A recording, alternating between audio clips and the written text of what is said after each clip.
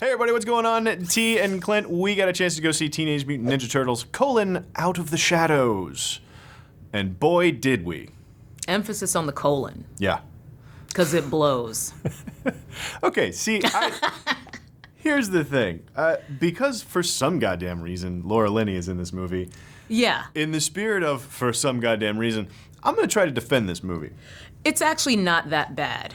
But it's fun to talk about it like it's super bad. So the first one, the general consensus about the first movie is that they got the turtles right. Mm-hmm. Like the turtles themselves were actually really fun. The movie around them was garbage. Like if they would have wrapped half a movie around the turtles that they had in the first movie, it would have been all right. And I think that's what they did this time around. Yeah. I think that this one's definitely better than the first one, but that isn't to say that it's a good movie. I think the overwhelming feeling I had during this, I was just like, this should just be an episode of the Saturday morning cartoon. Like, I feel like they actually took a script from the Saturday morning cartoon and just like stretched it out to be 2 hours long. Tonally, I feel like the world itself, like I bought into a little bit more. And so that's why there's situations where every little clue that they find, Donatello picks it up and he's like, oh, if I analyze this and reverse engineer the isotope half-life, blah, blah, blah, jargon, science talk, then I can pinpoint their exact location. Mm-hmm. And he does that like 4 times. And every time I'm like, look, no, you can't. Yeah. But because like we're in a world where there are Teenage Mutant Ninja Turtles and there's a brain in a robot sex doll invading from another dimension, and that's the world that we live in, you literally cannot call bullshit on what Donatello is doing to pinpoint Bebop and Rocksteady's exact location. And I think that's what this movie got right, is they were consistent across the whole world.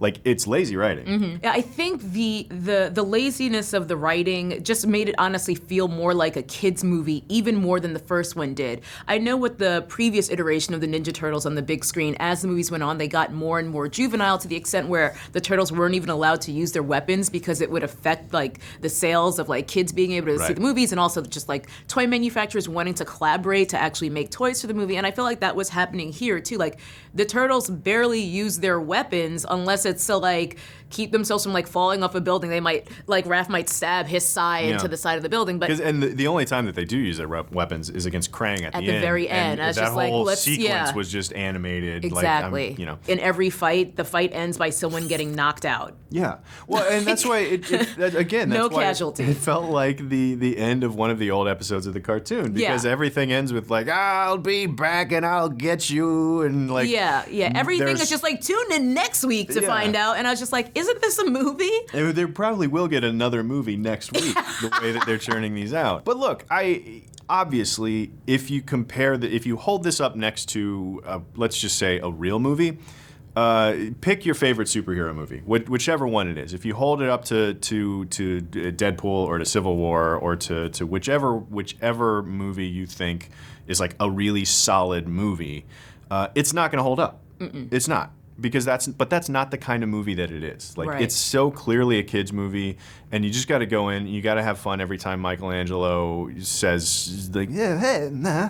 Like, because most of his lines end with like classic Michelangelo. You know, the turtles are fun, and they go through all their usual turtle stuff. The like Leonardo figuring out how to be a leader and how to be a team and how to respect all of them individually but work together. All of that is in there. Interestingly enough, there was almost too much of that. Like, there was almost too much of them trying to give Leonardo and the other turtles pathos, where it's just like, no. Yeah. You the bed on the entire rest of this movie. You don't get to try to give him an arc now. That's ridiculous. Yeah. But again, guys, I mean, that's the kind of movie this is. It's not going to stand up next to any of the other, superhero movies that are being really successful right now.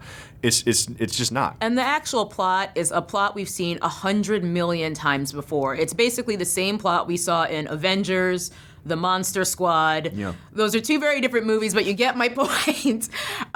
It's the same type of thing where it's like, bad guy needs to go on a scavenger hunt to get various pieces of a giant bad weapon that's going to ruin the world, unless our hero turtles stop him. Right. Once again, I think the turtles were really, really good. I think that they actually did a really good job getting performances out of cartoon turtles. You kind of get the sense of there being like a real human actor inside of there, so I thought that was good. The Turtles were once again very likable, very different from one another, so that they actually are, individualistic in that way.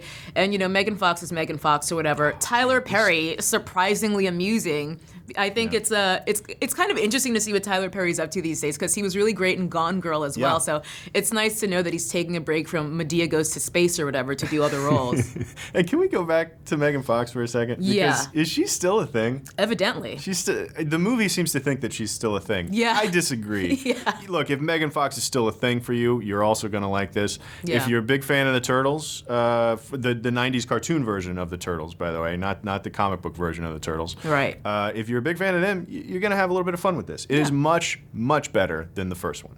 Yeah. I don't know however Which much isn't to say it's good. Yeah, if that says something to you, hey, we're in good shape. All right, guys, that's what we thought about Teenage Mutant Ninja Turtles Out of the Shadows. Let us know if you're excited about the movie, because I honestly was excited about this movie. The trailers did a great job selling me on the movie. Don't give me that look.